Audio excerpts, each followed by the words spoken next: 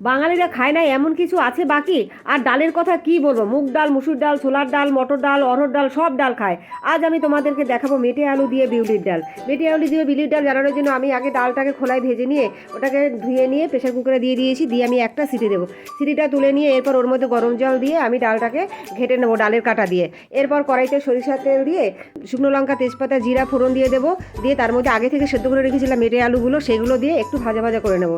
ভাজা ভাজা করা হয়ে গেলে পরে ওর মধ্যে দিয়ে দেবো নুন আর হলুদ। ভিডিওটা ভালো লাগলে 2 সেকেন্ড সময় নষ্ট করে আমার চ্যানেলটি অবশ্যই সাবস্ক্রাইব করে দিও, প্লিজ প্লিজ প্লিজ।